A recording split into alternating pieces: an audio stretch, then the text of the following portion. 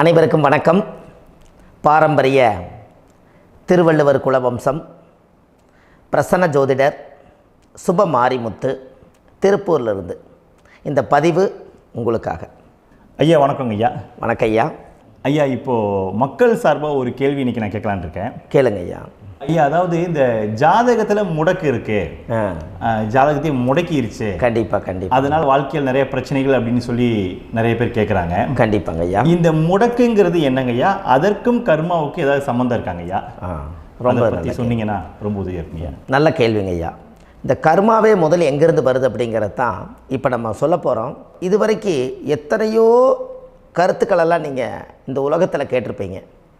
ஆனால் இந்த பதிவில் நீங்கள் பொறுமையோடு இந்த கருத்தை ஒரு இனிமையோடு நிதானமாக கேட்டிங்கன்னா உங்களுடைய ஊழ்வினை கர்மா எங்கிருந்து உருவாச்சு, இதனுடைய இந்த கர்மானால் நாம் என்ன கஷ்டப்படுறோம், நாம் இந்த பூமியில் பிறக்கிறதுக்கு என்ன வரம் வாங்கி வந்தோம், நம்ம பாவ புண்ணியமெல்லாம் ஜாதக கட்டத்தில் போய் எப்படி எடுக்கிறது, நம்மளுடைய தோஷம்னு சொல்கிறோமே அந்த தோஷம் எப்படி கிரியேட் ஆகுது, நம்ம இந்த பூமியில் பிறக்கும்போது கொண்டு வந்த கர்மாவா, இல்லை கடவுளே நம்மளுக்கு ஒரு தண்டனையாக கொடுத்த கர்மாவா, இல்லை நம்ம இந்த பூமிக்கு வந்ததுக்கு அப்புறம் செய்த கர்மாவா, இது எல்லாத்தையுமே நம்ம பொறுமையாக கேட்கணும்னா கண்டிப்பாக இந்த பதிவை நீங்கள் பொறுமையோடு கேளுங்க. உங்களுக்கு இதில் ஒரு பெரிய ஒரு ரகசியம் ஒன்று அடங்கியிருக்குது. அந்த ரகசியத்தை தான் இன்றைக்கி இந்த உலகத்துக்கு அரங்கேற்றம் பண்ணுறேன். இந்த முடக்கு நம்ம ஐயா கேட்டதில் ஒரு அற்புதமான ஒரு விஷயம் என்ன அப்படின்னு கேட்டிங்கன்னா, முடக்குங்கிறது அந்த காலத்தில் பெரிய திறமையை கட்டி போட்டு வச்சுட்டா நம்மனால் அது இயங்க முடியுமாங்க? முடியாது இல்லைங்களா ஐயா? முடியாது. அப்போது அதே மாதிரி ஜாதக கட்டத்தில் நமக்கு வேண்டிய யோகத்தை கடவுளே நம்மளுக்கு நாம் செய்த பாவத்தினால அது முடக்கி வச்சிருச்சுன்னா அந்த பாவகத்தை அந்த ஜாதகர் அனுபவிக்க முடியுமா? அனுபவிக்க முடியாது. அப்போது அந்த அனுபவிக்க முடியாமல் வெளி உலகத்தில் போய் நம்ம தேடி போன பிறவியில் செய்த பாவத்தை இந்த பிறவியில் நீங்கள் தேடி கண்டுபிடிச்சி வாழ்க்கையில் நீங்கள் எப்போ மேலுக்கு வர்றது? அப்போது அந்த கர்மா 12 ராசி கட்டத்துக்குள்ள 27 நட்சத்திரத்தில் 9 கிரகங்களுக்குள்ள ஒரு பெரிய ஒரு ஆத்துமாத்துமான கர்மா, உங்கள் பூர்வ ஜென்ம கர்மா இதுக்குள்ளே எங்கேயோ ஒரு இடத்துல முடங்கியிருக்குது. இந்த முடக்க மட்டும் உங்கள் ஜாதகத்தில் நீங்கள் கண்டுபிடிச்சிட்டிங்கன்னா ஹைலைட்டாக வாழ்கிறதுக்கு, இந்த உலகத்தில் சுதந்திரமான வாழ்க்கை வாழ்கிறதுக்கு ஒரு மிகப்பெரிய பொக்கிஷம் உங்கள் ஜாதகத்துக்குள்ளேயே இருக்குது. அப்போது அந்த ஜாதகத்துக்குள்ளே நாம் போன பிறவியில் நம்ம கர்மா நாம் என்ன செய்திருப்போன்னு உங்களுக்குள்ளே பெரிய குழப்பம் இருக்கும். என்னங்க ஐயா, நீங்கள் என்ன கர்மா பண்ணிட்டு வந்தீங்க, நாம் போன பிறவியில் நம்ம யாரை ஒரு வதச்சோம், யாரை நம்ம மனசை புண்படுத்தினோம், நம்ம தாத்தாவுக்கு சோறு போட்டோமா, நம்ம பாட்டனுக்கு சோறு போட்டோமா, நம்ம முப்பாட்டனுக்கு சோறு போட்டோமா, நம்ம கொள்ளுப்பாட்டனுக்கு சோறு போட்டோமா, அப்போ நம்ம அப்பாவுக்கு நம்மளை பெற்றவருக்கு நம்ம சாப்பாடு கொடுத்தோமா, இவங்களுக்கெல்லாம் நம்ம சேவை பணிமடைகள் செஞ்சோமா, நம்மளுடைய உறவுகளுக்கெல்லாம் அரவணைச்சு போனோமா, நம்மளுடைய இந்த மாதிரி நாம் இரத்த சம்பந்த உறவுகளை இருந்து தான் இந்த உலகத்துக்கு நம்ம வெளியில் வந்திருப்போம். அப்போது வெளியில் நீங்கள் நிற்கிறீங்க, அப்படியே மேலே போய் பார்த்தீங்கன்னா ஒரு 7 தலைமுறையில் ஒவ்வொருத்தரும் செய்த கர்மாவெல்லாம் நம்ம பிளட்டு ரிலேட்டிவாக இப்போ நீங்கள் கரண்ட்டில் இருக்கிறவங்க கிட்ட தான் டெபாசிட் பண்ணியிருக்கோம். அப்போ இது தெரியாமல் நாம் ஜாதகத்துக்குள்ளே போய் தசாபுத்தி நல்லா தனுங்க இருக்குது, நான் ரொம்ப கஷ்டப்படுறேன், என் ஜாதகத்தில் போய் பார்த்தேன் எல்லா கிரகங்களும் நல்ல வலிமையாக இருக்குன்னு தான் சொன்னாங்க, ஆனால் இன்னும் என்னுடைய கடன் அடையலை, இன்னும் என்னோடய கர்ம தீர்ந்த மாதிரியே தெரியல, எனக்குள்ளே ஒரு தாட்டு என்னமோ நான் ஒரு பின்தங்கின வாழ்க்கையிலே வாழ்ந்துட்டுருக்கேன் அப்படின்னு நீங்கள் சொல்லும்போது, அப்போ இதையெல்லாம் தாண்டி ஒரு கர்மா உங்களுடைய ராசி கட்டத்துக்குள்ளே எங்கேயோ ஒரு பக்கத்தில் ரகசியமாக புதைஞ்சிருக்கு. அப்போது அந்த ரகசியமாக புதைஞ்சிக்கக்கூடிய அந்த முடக்கு தான் இன்றைக்கி இந்த உலகத்துக்குள்ளே நீங்கள் தெரிஞ்சுக்கக்கூடிய விஷயம். அப்போ அந்த முடக்குங்கிறது ஒன்று உண்மை. இந்த உலகத்துக்கு நம்மளை எல்லாத்துலேயும் நல்லா யோசிச்சு பாருங்கள். 12 ராசி கட்டம் இருக்குதுங்களா ஐயா? ஆமாங்க ஐயா. ஆனால் கிரகம் எத்தனை இருக்குதுங்க? 9 தான் இருக்குங்க ஐயா. ஆமாம், 12 ராசிக்கு 12 கட்டத்துக்கு 12 கிரகம் கொடுத்துருக்கலாமல்ல கடவுள். அப்போ ஏன் 3 கட்டத்தை மட்டும் எம்டி பண்ணி மீதி 9 கிரகத்தை வச்சுக்கிறாருன்னா, அப்போ நாம் செய்த 3 தலைமுறை கர்மாவுக்கு அது எந்த கட்டம் பிளாக் ஆகுதோ அந்த கட்டத்துக்குள்ளே ஏதோ ஒரு ரகசியம் இருக்கிறனால தானே எங்கேயோ ஒரு பக்கத்தில் நீங்கள் கண்டிப்பாக கர்மாவில் மாட்டுவீங்கிறது கடவுளே படைச்சு தானே இதை உருவாக்கியிருக்காரு. 12 ராசிக்கு 12 கட்டம் கொடுத்துருந்தா எங்கே நீங்கள் சுற்றி வந்தாலும் ஏதோ ஒரு வீட்டுக்குள்ளே போய் உட்காந்துக்கலாம். ஆனால் ஒரு வீடு சுத்தமாக இருக்குது, ஒரு வீட்டில் 4 கிரகம் இருக்குது, ஒரு வீட்டில் 3 கிரகம் இருக்குது, ஒரு வீட்டில் 5 கிரகம் இருக்குது, ஒரு 3 வீடு 4 வீடு காலியாக இருக்குது. அப்போ எங்கேயோ ஒரு ராசி கட்டத்துக்குள்ளேயே கடவுளுடைய கர்மா விளையாட்டு, அது ரகசிய விளையாட்டு தான். அப்போது இந்த இடத்துல தான் உங்கள் ஜாதகத்தில் முடக்கு இருக்குது. இந்த முடக்கை நீங்கள் எப்படியெல்லாம் அதை ஆராய்ச்சி பண்ணி கண்டுபிடிக்க முடியும் அப்படிங்கிற ஒரு விஷயத்தை தான் இன்றைக்கி நம்ம இந்த உலகத்துக்குள்ளே இதை நுழைக்க போகிறேன். இப்போ அப்பா செய்த பாவம்னு ஒன்று இருக்குமில்லங்க ஐயா, நம்ம அறியாத வயசில் தெரியாதில்ல, அப்பா செய்த பாவம்னு இருக்கும். அப்பாவுடைய சொத்து பிள்ளைக்குத்தானா, அப்பாவுடைய பாவம் பிள்ளைக்குத்தானே, என்னங்க ஐயா? சரி, அப்போ தாத்தா இருக்கிறாரு, தாத்தாவுடைய கர்மா உயிர் எங்கே எழுதி வைக்கிறாருங்க? அப்போது மகனை விட்டுறாரு. அப்போ தாத்தா மாதிரியே முகம் இருக்குது, தாத்தா மாதிரியே அவருடைய நடை உடை பாவனை இருக்குது, அவர் தாத்தாவுடைய ஜீனு தான் அப்படின்னு இவர் சொல்லும்போது, அப்போ தாத்தாவுடைய சொத்து பேரனுக்கு சொந்தம்னா தாத்தாவுடைய பாவம் எங்கே போகுங்க? Very good. அப்போ அப்போது இந்த கர்மா எப்படி டிரான்ஸ்ஃபர் ஆகுதுன்னு உங்களுக்கு தெரியுதா? அப்போ நீங்கள் போன பிறவியில் அந்த தாத்தாவுடைய பேரனை நீங்கள் பிறக்கிறதுக்கு கர்மம் உங்களை செயல்பட வச்சுருக்குது. அதனால் நீங்கள் தாத்தாங்கிறீங்க. அதனால் அந்த கௌரவமாக எங்கள் தாத்தா சம்பாரித்த சொத்து நான் தான் அனுபவிக்கணுங்கிற விதியை நீங்கள் உருவாக்கிறீங்க. அப்போது இந்த ஜாதகத்தில் அந்த ஊழ்வினை தோஷந்தான் ஏதோ ஒரு வழியில் உங்களை கர்மாவை செயல்படுத்துது. அதனால தான் இந்த ஜாதகத்தில் எந்த ஒரு முடக்கை எடுக்கிறதா இருந்தாலும் சூரியன் என்ற நட்சத்திரம் எதுவோ அந்த நட்சத்திரத்துக்கு எந்த வீடு முடக்காகுதோ அங்கே தான் உங்களுடைய கர்மா ஒளிஞ்சிருக்கும். இதுதான் உங்களுடைய பெரிய ஒரு பொக்கிஷமான ரகசியம். சரிங்க ஐயா, இப்போ இதில் நவகிரகங்கள் 9 இருக்கும்போது ஏன் சூரியனை மட்டும் நம்ம இதில் எடுத்துக்கணும்னு நீங்கள் சொல்கிறீங்க? நல்ல கேள்விங்க ஐயா. நீங்கள் கேட்டீங்க பார்த்தீங்களா, 9 நவகிரகம் இருக்கும்போது சூரியனை மட்டும், அந்த சூரியன் என்ற நட்சத்திரம் பிறக்கும்போது அந்த வீடு மட்டும் முடக்காகுன்னு நீங்கள் கேட்டீங்க இல்லையா? இதுதான் அற்புதமான கேள்வி. ஏன் அப்படின்னு கேட்டிங்கன்னா, சூரியன்னா அப்பாவோட உயிர் கரு போய் அம்மாவுடைய பனிக்கூடத்தில் கர்ப்பத்தில் வச்சு 10 மாதம் 300 நாள் சுமந்து நீங்கள் இந்த பூமிக்கு வெளியில் வரும்போது நீங்கள் என்ன பாவத்தை இவங்க விதைச்சாங்களோ அந்த கர்மாவை வாங்கிட்டு தான் நீங்கள் வெளியில் பிரசவமாகறீங்க. இதுதானே? அப்போ சூரியன் என்ற நட்சத்திரம், அந்த சூரியனுங்கிறது உயிர் கருவல்லவா, அப்பாவுடைய உயிரணுக்கள் அம்மாவுடைய கருவிக்குள்ளே போய் நாம் குழந்தை வடிவத்தில் இருந்து 300 நாள் பாவ உண்ணீத்த பதிவில் ஏட்டு எழுதி ஒரு ஜாதகத்தை கையில் கொடுத்து பிறந்த உடனே உங்களுக்கு ஒரு ஏட்டை பெரட்டி நீ இப்படித்தான் விதி, இனிமேல் இப்படித்தான் நீ வாழணும்னு சொல்லி உங்கள் கர்மாவை நீங்கள் கர்மாவோடு தானே வெளியில் பிறக்கிறீங்க. அப்போ சூரியன் என்ற நட்சத்திரம் தானே இந்த உலகத்துக்கு ஒரு பெரிய ஒரு மகத்துவம்.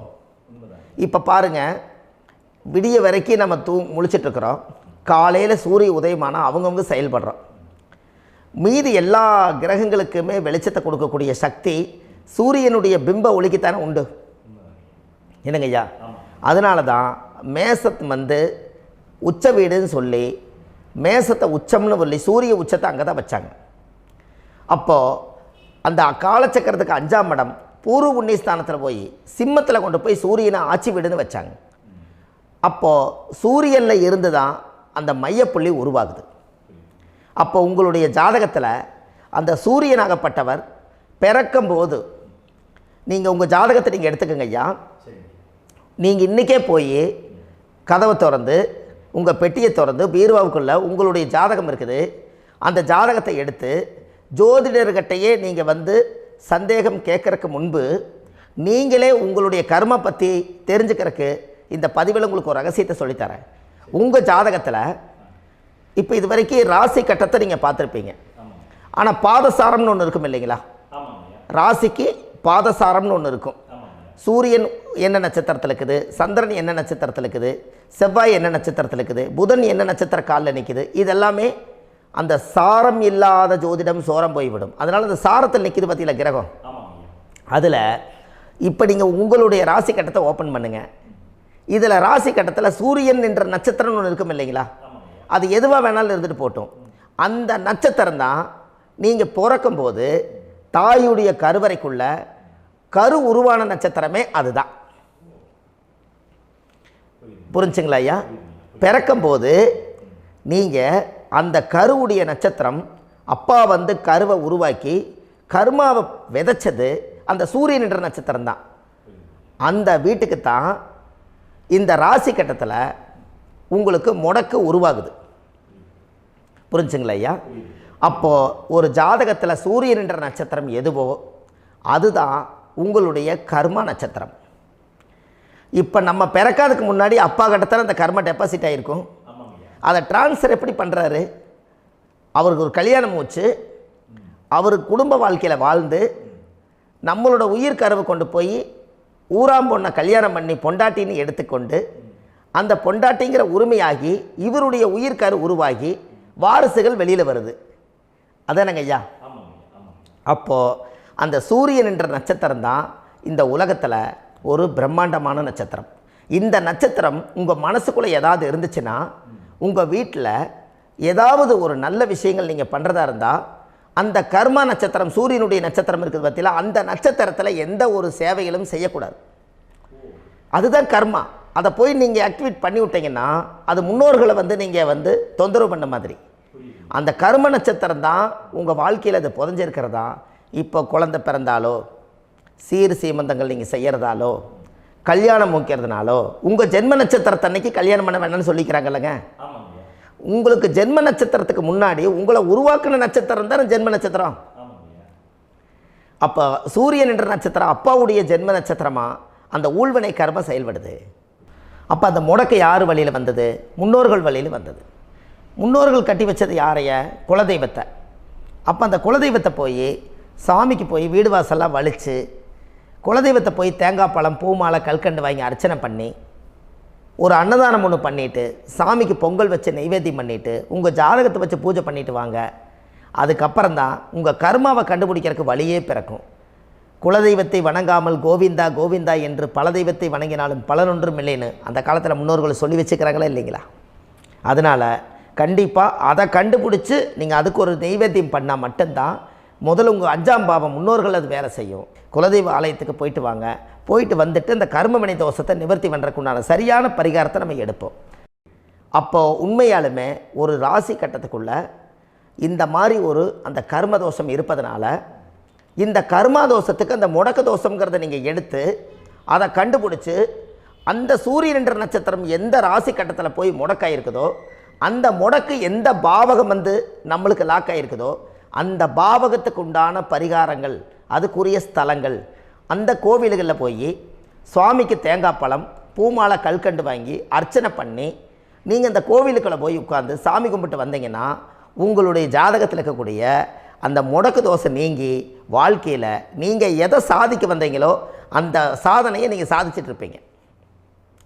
புரிஞ்சுங்களா ஐயா?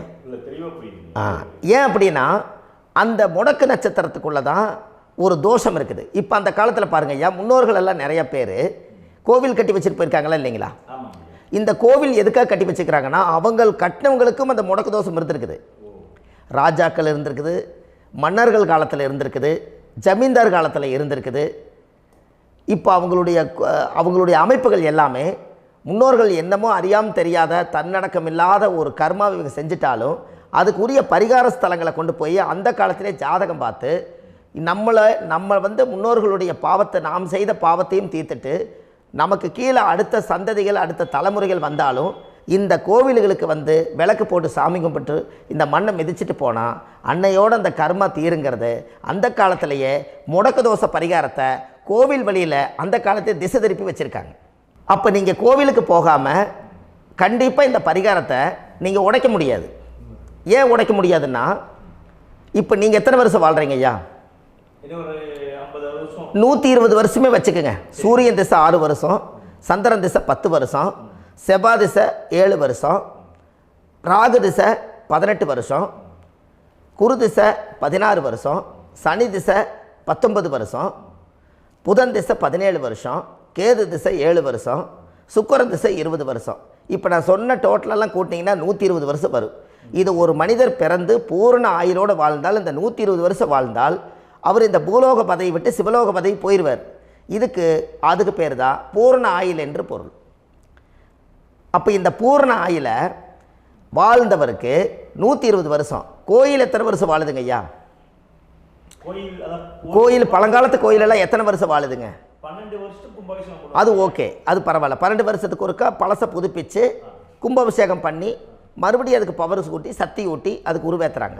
நான் சொல்கிறது கோயில் 5000 வருஷம் 4000 வருஷம் பெரிய பெரிய சித்தர்கள், மகான்கள், ரிஷிமார்கள், யோகிகள், சித்தர்கள் இவங்களெல்லாம் போய் கோவில்லையே சிவனையும் பெருமாளையும் வழிபாடு பட்டுட்டு கோவில்லையே ஒரு ஓரத்தில் ஜீவசமாதி ஆயிட்டாங்கன்னு பழைய கால கோயிலில் சித்தர்கள் குடியிருக்காங்களா இல்லைங்களா? இருக்காங்கல்லங்க ஐயா. அப்போது நாம் 120 வருஷம் வாழ்கிறோம், கோவில் 5000 வருஷம் வாழுது. எங்கே சக்தி அதிகமாக இருக்குன்னு சொல்லுங்க? கோவிலில் தாங்க ஐயா. கோயில் தான், அதில் ஒன்றும் மாற்றம் இல்லைங்களே. கோயில் தாங்க. அப்போ கோவிலில் தான் அந்த சக்தி இருக்குதுன்னு நீங்கள் சொல்கிறீங்க. அப்போ உங்களுடைய கர்மாவை உடைக்கிறதுக்கு 120 வருஷம் பெருசா 5000 வருஷம் பெருசான்னு சொல்லுங்கள்? 5000 தாங்க. அப்போ 5000 வருஷம் உள்ள அலைகள் எத்தனை அந்த சிவனுக்கு இப்போ சிவன் கோயிலே உங்களுக்கு முடக்கு தோஷத்துக்கு ஒரு கோயில் வருதுன்னு வச்சுக்கோங்க. அந்த கோவிலில் எத்தனை முடக்குகளுக்கு உண்டான கோவில்கள், எத்தனை பழங்களை ஊற்றி சாமிக்கு அபிஷேகம் பண்ணியிருப்பாங்க, எத்தனை பால் கூட ஊற்றிருப்பாங்க, பன்னீர், தேன், இளநீ, மஞ்சள் நீர், திருமஞ்சனம், அபிஷேகம், பொங்கல், நைவேத்தியம் இத்தனையும் செஞ்சு அந்த சிவனை சிவனாக பார்த்து அந்த கருவறைக்குள்ள ஒரு கிராணங்கள் வரும்போதும் கூட பாதுகாப்பு பண்ணி வச்சு நல்ல சக்தியோடு அந்த கருவறையை புத்தியோடு அவங்க வேலை செஞ்சு அந்த காலத்தில் வச்சுருக்காங்களா இல்லைங்களா? அப்போது நம்ம வீட்டை அவ்வளோ சுத்தமாக வச்சுருக்க முடியுமா? என்னதான் வாஸ்து இருந்தாலும் முடியாது இல்லைங்களா? அப்போது அவ்வளவு ஒரு பவர்ஃபுல்லான கோவில் அந்த முடக்கு தோஷத்துக்குள்ளே ரகசியமாக அந்த கோயில் அடங்கியிருக்குது. உங்கள் ஜாதகத்துக்குள்ளே உண்மையாலுமே ஊழ்வினை கோயில், கர்மவினை கோயில் அதுக்குள்ளே இருக்குது. அந்த ஜாதகத்தை கணிச்சு பார்த்தா கரெக்டாக உங்களுடைய ஜாதகத்தில் அப்பாவுடைய கருவறையிலேருந்து உயிர் உருவாகிற நேரத்தில் இருந்து இப்போ வரைக்கும் நீங்கள் கரண்ட்டில் வாழ வரைக்கும் அந்த கர்ம கூட வர்றதை ஒரே ஒரு இடத்துல போனால் மட்டும்தான் விட்டுட்டு வர முடியும். அது எந்த வீடு அப்படின்னு கேட்டால் உங்களுக்கு அப்பாவுடைய கர்மா வழியில் போய் அந்த கோவில் பழையகால கோயில், பழையகால தெய்வங்கள், அந்த கோவில் தான் உங்கள் ஜாதகத்துக்குள்ள ரகசியமாக இருக்கும். அது ஏன் இந்த பதிவில் உங்களால் சொல்ல முடியாது அப்படின்னா, இந்த பதிவில் ஏன் உங்க சொல்ல முடியாதுன்னா உங்கள் ஜாதகம் தெரியாமல் என்ன கோயிலை நீங்கள் சொல்லுவீங்க? இப்போ பொதுவாக ஒரு நட்சத்திரத்துக்கு ஏதோ ஒரு கோவிலை அவங்க சொல்லி நீங்கள் போயிட்டு வர்றீங்கன்னு வச்சுக்கோங்க. ஆனால் அது வேலை செய்யலைன்னா நம்மளுக்கு என்னங்க இவ்வளோ கஷ்டப்பட்டு போய் அதை பலனடையிலேன்னு கேள்வி கேட்டக்கூடாது. உங்கள் ஜாதகத்தை நீங்கள் கொண்டாங்க, உங்கள் டேட் ஆஃப் பர்த் டயத்தை போட்டு ஜாதகத்தை கணிச்சு நீங்கள் சூரியன் என்ற நட்சத்திரத்துக்கு உங்களுடைய கர்மவினை கோவில் யார், உங்களுடைய முடக்கு யார், ஊழ்வனை தோஷத்துக்கு உண்டானவர் யார், தாய் வழி கர்மா யார், தந்தை வழி கர்மா எது, நீங்கள் பிறக்கும்போது வந்த கர்மா என்ன, இது எல்லாம் கணிக்காமல் பொதுவாக ஒரு கோயிலில் போய் நீங்கள் பாட்டுக்கு சாமி கும்பிட்டு வந்தால் பலன் எப்படி கிடைக்கும்? கண்டிப்பாக கிடைக்காதுங்க ஐயா. என்னங்க ஐயா? அது தெரிஞ்சு பண்ணாதான் சரியா? ஒரு டாக்டர்கிட்ட போகிறீங்க, என்னை அப்படியே ஸ்கேன் பண்ணி ஒரே ஒரு மாத்திரை கொடுங்கன்னு கேட்டால் டாக்டர் கொடுப்பாருங்களா? அவர் என்ன பிரச்சனை இருக்குதோ அதை முதல்ல கண்டுபிடிச்சி ஸ்கேன் பண்ணி பார்த்து ரிப்போர்ட் எடுத்து அது மூலியமாக தான் கொஞ்சம் எடுத்து ஐயா உங்களுக்கு இந்த பிரச்சனை, இதுக்கு தீர்வுக்கு இதுக்குண்டான மெடிசன், இது இப்படித்தான் சாப்பிடணும்னு அது முறையாக சொல்லி அந்த உயிர் வாழ வைக்கிறாரு டாக்டர். அவர் ஒரு தெய்வ வடிவத்தில். கரெக்டுங்களா ஐயா? அப்போ உங்களோட கர்மா எங்கே செயல்படுது அப்படின்னா, இந்த முடக்க நீங்கள் இந்த பதிவில் தெரிஞ்சுக்கங்க. அதுக்குரிய நட்சத்திரம் என்னன்னு தெரிஞ்சு வச்சுங்க. உங்கள் ஜாதகத்தில் சூரியன் என்ற நட்சத்திரத்தை எடுத்துக்கங்க. அந்த வீட்டுக்கு முடக்க இந்த பதிவில் எந்த வீடு லாக் ஆகிருக்குதுங்கிறத நான் உங்களுக்கு இந்த வீட்டில் சொல்கிறேன். அந்த வீட்டு நீங்கள் பாருங்கள், உங்களுடைய லக்கணத்துக்கு அது எந்த வீடு. இப்போ லக்கணத்துக்கு ஒரு 7வது வீடுன்னே வச்சுக்கோங்க. அப்போ லக்கணத்துக்கு 7வது வீடே முடக்கு. அப்படி ஒரு முடக்கு ஆகிப்போச்சுன்னா ஒரு ஜாதகத்தில் லக்கணம் தான் 1, 7ஆம் இடம்ங்கிறது மனைவி ஸ்தானம். ஒரு ஆணுடைய ஜாதகத்துக்கு 7ஆம் இடம் தான் மனைவி. அவருக்கு நல்ல மனைவி அமையாமல் ஆடம்பரம் இருந்தும் வீடு அரண்மனை மாதிரி இருந்தும் அந்த மனைவியை ஒரு சந்தோஷமாக அவர் அனுபவிக்க முடியாது. புரிஞ்சுங்களா ஐயா? சந்தோஷமாக அனுபவிக்க முடியாது. ஏன் அப்படி? 7ஆம் இடத்துல தான் அவரோட கர்மா உட்கார்ந்துருக்குது. கரெக்டாக சொன்னீங்க. 7ஆம் இடத்துல தான் அந்த கர்மா உட்கார்ந்துருக்குது. அப்போ அந்த 7ஆம் இடத்துல இருக்கக்கூடிய அந்த கர்மா போன பிறவியில் நீ மனைவிக்கு சோறு போடாமல் மனைவியை கட்டி வச்சு அடிக்கிறதும், மனைவியை துன்புறுத்துறதும், அந்த மனைவி இருக்கவே இன்னொரு வாழ்க்கைக்குள்ளே போகிறதும், இங்கே வாழ வேண்டிய தாம்பத்திய சந்தோஷத்தை கொண்டு போய் இன்னொரு இடத்துல கொடுக்கறதும், தெரிஞ்சிருந்தே நம்மளுடைய மனசுக்குள்ளே திருடுத்தனமாக வாழ்கிறதும், இது எல்லா கர்மாவும் போன பிறவியில் நாம் செய்த ஊழ்வினை கர்மா தான் உங்கள் ஜாதகத்தில் 7ஆம் இடம் முடக்கு. அப்போ அந்த 7ஆம் இடம் முடக்கா இருந்துச்சுன்னா கண்டிப்பாக உங்கள் ஜாதகத்தில் நீங்கள் என்ன அனுபவிச்சிட முடியும்? நல்ல நண்பர்கள் கிடைக்க மாட்டாங்க, நல்ல ஒரு பார்ட்னர்ஷிப் அமையாது, நல்ல ஒரு நட்பு வட்டங்களில் எதையும் அனுபவிக்க விடாது, ஒரு அங்கீகாரமான உறவுகளில் போய் நம்ம ஸ்ட்ராங்காக நிற்க முடியாது. 7ஆம் இடம் என்பது தாம்பத்திய வாழ்க்கை, பூர்த்தி இல்லாத வாழ்க்கையாக இருக்கும். இப்படியெல்லாம் அந்த ஜாதகத்தில் ஒரு பொதுவாக ஒரு ஜாதகத்தில் 7ஆம் பாவம் முடக்காயிட்டால் இந்த கர்மாவை அவர் அனுபவிச்சுக்கிட்டே இருப்பார். இது எப்போத்தான் அதுக்கு ஒரு தீர்வு வேணுங்கய்யா? அந்த கோயில் எதுன்னு நீங்கள் கரெக்டாக சொன்னீங்க. இப்போ இது மனிதனால் செயல்படுது. மனிதர்கள் தான் கோயிலை கட்டி வச்சாங்க. தெய்வத்தை விட ஒரு காலத்தில் மனிதர்களுக்கு மகிமை ஜாஸ்தி. ஏன்னா சாதாரண ஒரு மண் பூமியாக இருந்த இடத்த மனிதர்கள் தான் கோயில் கட்டி ஒரு மகிமைப்படுத்தி புண்ணியம் பண்ணி வச்சாங்க. மனிதர்களுக்கு சக்தி அதிகம்தான், ஆனால் பிரபஞ்சத்துக்கு அதை விட சக்தி அதிகம் அல்லவா? ஐயா, நீங்கள் கோவிலுக்கு போய் அந்த கர்மா உடைக்கிறதுக்கு கோவிலில் சக்தி இருக்குது, ரைட்டு.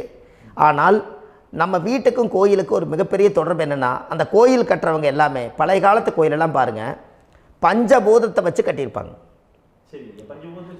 பஞ்சபூதத்தை வச்சு தான் கட்டுவாங்க கோயில். அது உங்களுக்கு தெரியணும் இல்லைங்களா? பஞ்சபூதம்னா நீர், நெருப்பு, காற்று, பூமி, ஆகாயம். இந்த பஞ்சபூதத்தினுடைய சக்திகள் எல்லாம் ஒரே நேர்கோட்டுக்கு என்னைக்கு வருதோ அன்னைக்கு தான் அந்த கோவிலுடைய பாலக்கால் போட்டு 1000-2000 வருஷம் நிலச்சி நிற்கிறது. காரணம், இந்த பிரபஞ்சத்தில் பஞ்சபூதம் எப்படி நிலச்சி நிற்குதோ அதுபோல் 5000 வருஷம் நிற்கிறதுக்கு அந்த பஞ்சபூத சக்தி வச்சு தான் சாமி சிலையை பிரதிஷ்டை பண்ணி வச்சுருப்பாங்க. அதனால தான் இந்த கோயில்கள் எல்லாம் 5000 வருஷமாயும் எத்தனையோ கிராணங்களை எல்லாம் தப்பிச்சிருக்கிறதுக்கு காரணம். அப்பேற்பட்ட புண்ணிய ஸ்தலம் உங்களுக்கு எதுன்னு தெரியணும் அல்லவா? என்னங்க ஐயா? அப்பேற்பட்ட புண்ணிய ஸ்தலம் உங்களுக்கு எதுன்னு தெரிஞ்சால் தானே நீங்கள் போய் செய்ய முடியும், இல்லாட்டி கண்டிப்பாக தெரியாது. அப்போ இந்த முடக்கு தோஷத்தை கடவுள்கிட்ட கொண்டு போய் ஒப்படைக்கணும். நாம் பிறக்கும் போது கொண்டு வந்த கர்மாவை நாம் இருக்கும் காலத்தில் கொண்டு போய் இந்த கர்மாவை சுத்தப்படுத்தி, நீங்கள் பாவ ஆத்மாவை இந்த பூமியில் பிறந்து பூலோகத்தில் எல்லா புண்ணியத்தையும் செஞ்சுட்டு இந்த பூலோகத்தை விட்டு நீங்கள் போகும்போது புனித ஆத்மாவாக போகணுன்னா உங்கள் கர்மாவை கொண்டுட்டு போகாதீங்க, கர்மாவை நிவர்த்தி செய்யுங்க. என்னங்க ஐயா? அப்போ கர்மாவை சுத்தப்படுத்துங்க. கர்மாவை சுத்தப்படுத்திட்டு உங்களுக்கு பிறக்கிற குழந்தைகளுக்கு அந்த கர்மாவை டிரான்ஸ்ஃபர் பண்ணாமல் உங்களோட நில் பண்ணுங்க. ஒரு உதாரணம் சொல்லட்டுங்களா ஐயா? ஒரு காந்தம் ஒன்று இருக்குது இல்லைங்களா? ஒரு காந்தம்ங்கிறது ஒரு தாத்தாவாக வச்சுக்கோங்க. ஒரு இரும்பை கொண்டு போய் வச்சா ஒட்டு மோட்டாதா? அப்போ ஒட்டுனோடனே காந்தம்ங்கிறது தாத்தா, அவருக்கு பிறந்த வாரிசுக்கு அந்த கர்ம டிரான்ஸ்ஃபர் ஆயிருமா? சரி, இன்னொரு இரும்பை கொண்டு போய் வைங்க, ஒட்டு மோட்டாதா? அப்போ அது பேரனுக்கு வைங்க, பேரனுக்கு வந்துருச்சு அந்த கர்மா. இன்னொரு இரும்பை கொண்டு போய் வைங்க, அந்த காந்தத்துக்கு நேர் இன்னொன்று வைங்க, ஒட்டு மோட்டாதா? அப்போ அதை கொண்டு போய் நம்ம கொள்ளு பேரனுக்கு வைங்க. இப்படியே டிரான்ஸ்ஃபர் ஆகி தலைமுறையாக இந்த கர்மா தொடர்ந்துக்கிட்டே இருக்குது. இந்த இடத்துல கொண்டு போய் காந்தத்துக்கு இரும்பு ஒட்டிகிட்டே இருக்குதுல்ல, இந்த இடத்துல ஒரு மரக்கட்டை செஞ்சு கொண்டு போய் கரெக்டாக வச்சுக்கினே போட்டுமா? அந்த மரக்கட்டையை கொண்டு போய் வைக்கிறவர் யார்? மரக்கட்டை வச்சுட்டு அடுத்த வாரிசு புனிதமாக பிறந்துட்டு அந்த மேலே இருக்கிற கர்மாலாம் இந்த அடுத்த இதுக்கு வராதில்ல. இதுதாங்க ஐயா கர்மா. தொடர்ந்து வரக்கூடிய கர்மாவை அதை நில் பண்ணணுங்கிறதுக்கு பேர் தான் இந்த உதாரணத்தை சொன்னவங்களுக்கு. அப்போ நாம் இந்த பூலோகத்தில் நம்ம ஒரு தாயுடைய கருவறையில் இருந்து தொப்புள் கொடி அறுக்கும் நேரம் நாம் என்ன கர்மாவை வாங்கி வந்திருந்தாலும் அதையெல்லாம் ஆராய்ச்சி செய்து ஜாதகத்தில் முழுமையாக கண்டுபிடிச்சி ஒரு காலம் இல்லைனாலும் ஒரு காலம் நம்ம நல்லா இருக்கிறதுக்காக, நம்ம வாரிசுகள் எல்லாம் நலமடைஞ்சு வளமடைஞ்சு வர்றதுக்காக இந்த கர்மா தோஷத்தை கரெக்டாக கண்டுபிடிச்சி சரியான கோவிலுக்கு போய் நீங்கள் கர்மாவை நிவர்த்தி பண்ணி அங்கே பூஜை புனஸ்தானங்கள், சகசரநாம பூஜைகள், ஓமங்கள், வழிபாடுகள் இதெல்லாம் நீங்கள் செஞ்சு உங்களுடைய பாவத்தை எல்லாம் கழித்து உங்கள் ஜாதகத்தவே யோகமாக மாற்ற முடியும். கண்டிப்பாக மாற்ற முடியும். ஏன்னா நம்ம யாரை நம்பி செய்கிறோம்? சரியான கடவுள்கிட்ட வழிகாமிக்க போகிறோம். அப்போ கடவுள் பொய்யாயிருவாரா? ஐயா நம்ம அதாவது அந்த காலத்தை சொல்லுவாங்க, சத்தியுள்ள சாமி கும்பிட்டு புத்தி உள்ள உள்ளே பெக்கணும்னு சொன்னாங்க. 16 வதபதன்னு பெக்கலை, எல்லாம் அறிவோடு பெற்றாங்க. அதனால் எல்லாமே தாய் தந்தைகள் பேச்சை கேட்டாங்க. அன்றைக்கி எல்லாருமே தாய் தந்தைகளுக்கு தூணாக நின்னாங்க. அப்போ அந்த காலத்தில் சத்தியுள்ள சாமி கும்பிட்டு புத்தி உள்ள உள்ளே பெக்கணும்னு சொல்லி அன்றைக்கி அறிவோடு பெற்று இந்த கர்மாவை ஆளுக்கு ஒரு கர்மாவை டிரான்ஸ்ஃபரை பிரித்து எல்லாரும் சுத்தப்படுத்தினாங்க. இன்றைக்கி நம்ம ஒரு குழந்தை 2 குழந்தை பெற்று வச்சுருக்கோம். அவங்களுக்கே இவ்வளவு கர்மா வந்துருச்சுன்னா இந்த குழந்தைகளுக்கு என்னைக்கு இந்த கர்மாவை போய் கண்டுபிடிச்சி நீங்கள் எப்போ சரி பண்ணுவீங்கன்னு. அப்போ இந்த வாழ்க்கையில் ஏதோ ஒரு பிரபஞ்ச சக்தி நம்மளை அறியாமல் என்னமோ ஒரு இயக்கத்தில் கொண்டு போய் விட்டுருச்சுங்களா? அப்போ இனிமேலாவது இந்த கர்மாவில் இருந்து கண்டிப்பாக நம்ம நிவர்த்தி ஆகணும்னு சொன்னால் இந்த முடக்கு தோஷத்தை யாரெல்லாம் கண்டுபிடிச்சி இந்த ஊழ்வினை கர்மாவில் இருந்து நாம் கருவறையில் சுமக்கும் போது 10 மாதம் நீங்களாம் என்னென்ன நினச்சிருப்பீங்க? அதாவது கருவறைக்குள்ள கருப்பாக ஒரு பிண்டம் இடப்பக்கம் கிடக்கையில் இந்த பூமிக்கு வரும்போது நீங்கள் என்னென்ன நினச்சிருப்பீங்க? இந்த பிறந்ததுக்கு அப்புறம் வந்து தான் அம்மா தெரியுது, அப்பா தெரியுது, தாத்தா தெரியுது, பாட்டி தெரியுது, இந்த உலகத்தில் கண்கொள்ளாத காட்சிகள் எல்லாம் தெரியுது, எல்லாம் தெரியுது. ஆனால் 10 மாதம் உங்கள் வாழ்க்கையில் நீங்கள் இருக்கும்போது நீங்கள் என்னென்னலாம் நினச்சி இந்த பதிவில் இறைவன் கொடுத்தாரோ அதையெல்லாம் அனுபவிக்கத்தான் வந்தீங்க. அதுக்கு இடையில இருக்கிறதான கர்மா. இந்த ஒரு விஷயம் உங்களுக்கு கிடச்சிருச்சுன்னா நீங்கள் எல்லாருமே ராஜயோகமாக பிழைப்பீங்கள்ல. இதில் ஏழை பணக்கார யாரையுமே சொல்ல வரல.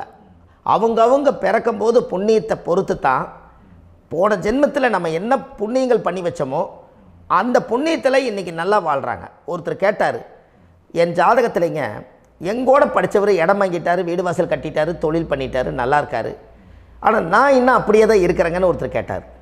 அதுக்கு ஒரு கருத்து என்னென்னா, டேட் ஆஃப் பர்த் ஒன்று தான், டைம் ஒன்று தானே வச்சுக்கோங்க. அவங்க அப்பா செஞ்ச புண்ணியம் வேறு, நீங்கள் செஞ்ச பாவங்கள் வேறு. அவர் செஞ்ச புண்ணியத்தினால அவருக்கு எல்லாமே முன்னாடி கிடைக்குது. நீ கர்மாவெல்லாம் கழிச்சிட்டீன்னா பின்னாடி கிடைக்க போகுது. இதில் மற்றவங்களை பற்றி வேற்றுமையாக நினைக்கிறதுல எந்த ஒரு இதுவுமே இல்லை. அப்போ ஒருத்தர் பார்த்து ஒருத்தர் வாழ வேண்டாம். உங்களுடைய சுய அறிவை வச்சு இந்த பூலோகத்தில் இந்த பூமியில் நீங்கள் 4 தெரிஞ்சு நல்ல விதமாக கற்றுக்கிட்டு இந்த உலகத்தில் சிறப்பாக வாழ கற்றுக்குங்க. அதுக்கு அந்த ஊழ்வினை தோஷத்தை கண்டுபிடிங்க. உங்களுக்குன்னு ஒரு முடக்கு இருக்குதுங்கிறத இன்றைக்கி நீங்கள் எழுதி வைங்க. அதை எப்படியாவது கண்டுபிடிங்க, அதை தேடுங்க. ஒரு முறை நீங்கள் ஜாதகத்தை கொண்டு வாங்க. அந்த ஜாதகத்தை கொண்டு வந்து உங்கள் பாவகத்தில் எத்தனாம் பாவம் முடக்காயிருக்குதுன்னு பாருங்கள். அந்த பாவகம் முடக்காயிருச்சுன்னா உங்கள் வாழ்க்கையில் அதிலிருந்து உங்களால் வெளியில் வரவே முடியாது. கண்டிப்பாக வர முடியாது. அதை நீங்கள் கண்டுபிடிச்சா மட்டும்தான் நீங்கள் மேலே வர முடியும். ஏன்னா நிறைய பரிகாரங்கள், பூஜைகள், யாகங்கள், ஓமங்கள் எல்லாம் செய்து வச்சும் கூட அந்த கர்மவினைக்கு உண்டான கோவிலுக்கு போய் அந்த 5000 வருஷ பழமை வாய்ந்த தெய்வத்துக்கிட்ட போய் நீங்கள் முறையிட்டு விளக்கு போட்டு உங்கள் கர்மத்தை எல்லாம் நான் நீ தான் தீர்த்து கொடுக்கணும்னு சொல்லி நம்பிக்கையோடு நீங்கள் போய் அந்த சரணாகதி அடையிறீங்க பாருங்கள், அங்கே தான் உங்கள் கர்மாவை எடுத்து விடுறாரு. அப்போ இந்த ரகசியம் உங்களுக்கு வேணுமல்லவா?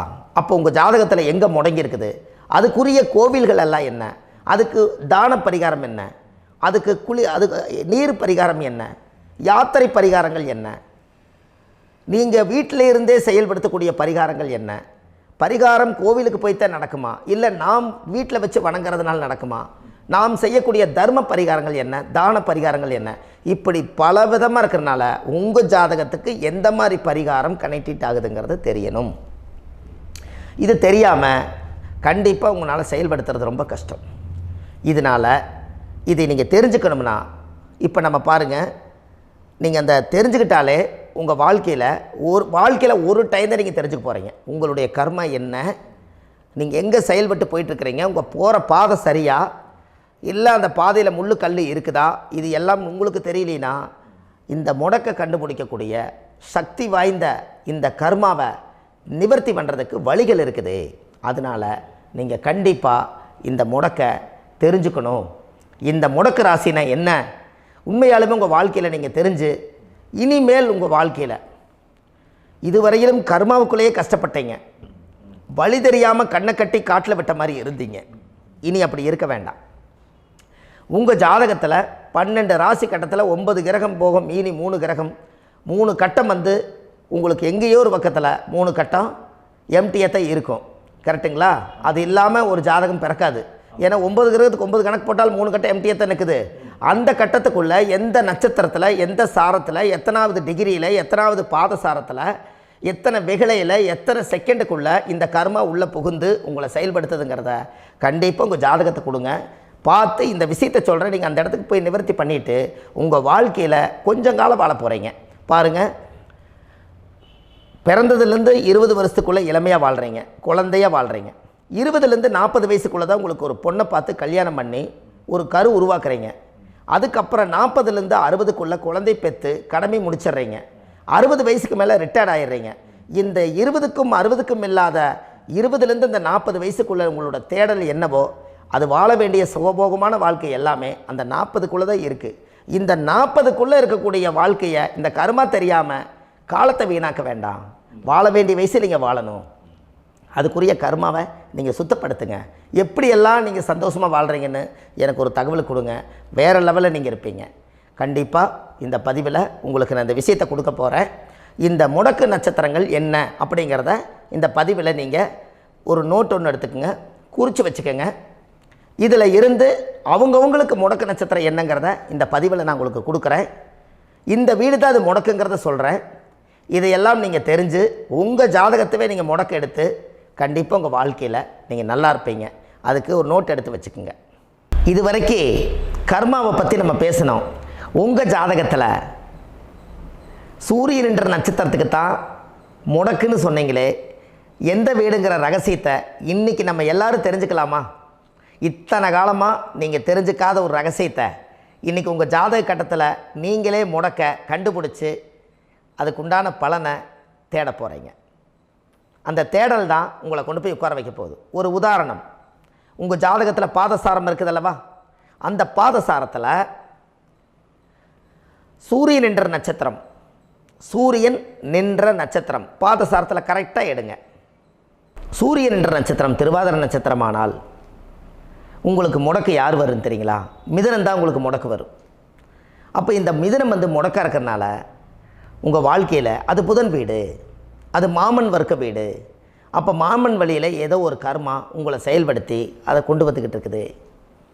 அப்போ கண்டிப்பாக இப்போது இத்தனை நாள் தெரியாத ஒரு ரகசியம், உங்கள் லக்கணத்துக்கு அந்த மிதுனம் எத்தனாவது வீடுன்னு நீங்கள் பாருங்கள். அந்த வீடு தான் முடக்கி வச்சுருக்குது. அந்த பாவகத்தை நீங்கள் அனுபவிச்சுட்டு இருக்கிறீங்க. அதுதான் கர்மா.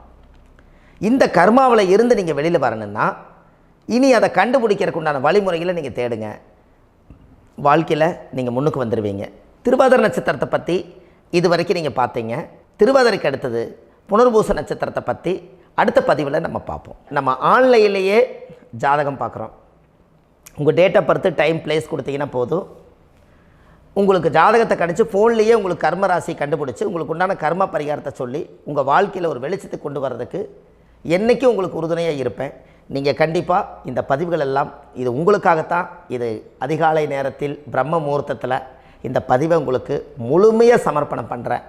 இதை கற்று இதை வழி நடத்தி இதைய எப்படியெல்லாம் இந்த முடக்கை கண்டுபிடிச்சி இப்படியெல்லாம் பேச வச்சு அழகு பார்க்க நம்ம முன்னோர்களுடைய ஆசீர்வாதமும் இந்த முடக்கை கண்டுபிடிச்ச குருமார்களும் அவங்களுடைய குடும்ப பாரம்பரிய வம்சாவளிகளும் எல்லாருமே நல்லா இருக்கணும். அதுக்காக இந்த நேரத்தில் நான் அடியேன் சுப மாரிமுத்தாக இருந்து திருப்பூர்லேருந்து இந்த பதிவை உங்களுக்கு நான் கொடுக்குறேன். கண்டிப்பாக இந்த முடக்கு கோயிலுக்கு, இந்த முடக்கு தோஷத்துக்கு உண்மையான பரிகாரங்கள், எளிமையான பரிகாரங்கள் நீங்களே வாழ்க்கையில் செஞ்சு ஆதிகால பரிகாரங்கள் உங்கள் மனசுக்குள்ளே இருக்குது. அதை செயல்படுத்தினா மட்டும் போதும். வாழ்க்கை எங்கேயோ போயிடும். கண்டிப்பாக ஒரு முறை உங்கள் ஜாதகத்தை அனுப்பி வைங்க. உங்களுக்கு நான் பார்த்து பலன் சொல்கிறேன். இன்றைக்கி நான் கொடுத்த பதிவுகள் எல்லாம் உங்களுக்கு ரொம்ப பயனுள்ளதாக இருந்திருக்கும். உங்களுக்கு இது வரைக்கும் எத்தனையோ கர்ம வினைகளை பற்றி தெரியாமல் இருந்திருப்பீங்க. இந்த பதிவில் நிறைய கேட்டு தெரிஞ்சுக்கிட்டீங்க. இதெல்லாம் வாழ்க்கையில் ரொம்ப முக்கியமான பரிகாரங்கள், எளிமையான பரிகாரங்கள். நேராக நீங்கள் கடவுளைத்தான் கெட்டியாக பிடிக்க போகிறீங்க. அந்த பரிகாரங்கள் எல்லாம் செஞ்சு அதிகாரமாக வாழ்ந்து இந்த பூலோகத்தில் நல்ல சிறப்பாக வாழ்கிறதுக்கு இந்த பரிகாரம் உங்களுக்கு ரொம்ப யூஸ்ஃபுல்லாக இருக்கும். கண்டிப்பாக இந்த பதிவை செய்யுங்க. நம்ம பாரம்பரிய திருவள்ளுவர் குல வம்சம், பிரசன்ன ஜோதிடர் சுப மாரிமுத்து, திருப்பூரில் இருக்கேன். 30 ஆண்டு காலமாக நம்ம ஜோதிடம் பார்த்து கொண்டு இருக்கிறோம். இவ்வளவு காலமாக எத்தனையோ ஆயிரக்கணக்கான மக்களுக்கு நம்ம ஜோதிடம் பார்த்து வழிகாட்டி நிறைய மக்களுக்கு நிறைய சேவைகள் செஞ்சுருக்கேன். நிறைய கோயில் கட்டி வச்சுருக்கேன், கும்பாபிஷேகங்கள் பண்ணி வச்சுருக்கேன், அன்னதானங்கள் நிறையா பண்ணி வச்சுருக்கேன், புண்ணிய யாத்திரைகள் நிறைய போய் வந்திருக்கேன். மக்களுக்காகவே நான் உங்களுக்கு உழைக்க தயாராக இருக்கேன். இந்த ஜோதிடம் என்னுடைய ஒரு பாரம்பரியமாக என்னுடைய அப்பா, தாத்தா, முன்னோர்கள் இதெல்லாம் எங்களுடைய குலத்தொழில் இது. அதனால் நாங்கள் பாரம்பரியமாக திருவள்ளுவர் குல வம்சம். வள்ளுவர் வாக்குன்னு யூடியூப் சேனலில் போனீங்கன்னா 1000 பரிகாரங்கள் கொடுத்துருக்கேன். அதுவும் உங்களுக்கு ரொம்ப யூஸ்ஃபுல்லாக இருக்கும். வள்ளுவர் வாக்கு அப்படின்னு போடுங்க. அப்படி இல்லைன்னா சுப மாரிமுத்துன்னு போடுங்க. இதில் பரிகாரங்கள் நிறையா கொடுத்துருப்பேன். கண்டிப்பாக இதெல்லாம் நீங்கள் சந்தித்து நீங்கள் ஒரு சப்ஸ்கிரைப் பண்ணி வச்சுக்கோங்க. நான் போடக்கூடிய பதிவுகள் எல்லாமே உங்களுக்கு நோட்டிஃபிகேஷனை வந்துடும். அதனால் நீங்கள் ஒரு சப்ஸ்கிரைப் பண்ணி வச்சுக்கோங்க. தினமும் ஒரு தகவல் உங்களுக்கு கொடுத்துக்கிட்டே இருக்கேன். இதெல்லாமே உங்களுக்கு ஒரு பெரிய சந்தோஷமான நிகழ்ச்சிகள். என்றைக்கும் உங்களோட நான் வாழ்கிறேன். உங்களுடைய குடும்பத்தில் நான் ஒருத்தராக இருந்து குடும்ப ஜோதிடராக நான் இருப்பேன். கண்டிப்பாக ஆயுளுள்ள வரைக்கும் உங்களுக்காக இந்த ஜோதிடத்துக்கு உழைச்சி உங்கள் குடும்பத்தில் ஒருத்தராக நான் வந்து ஒரு ரத்த உறவில் நான் வந்து இந்த பூர்வ ஜென்மத்தில் உங்களுக்கு நான் கடமைப்பட்டிருக்கேன். கண்டிப்பாக அடுத்த பதிவில் உங்களை நான் சந்திக்கிறேன். வாழ்வது ஒரு முறை, வாழ்த்தட்டும் தலைமுறை. நன்றி, வணக்கம்.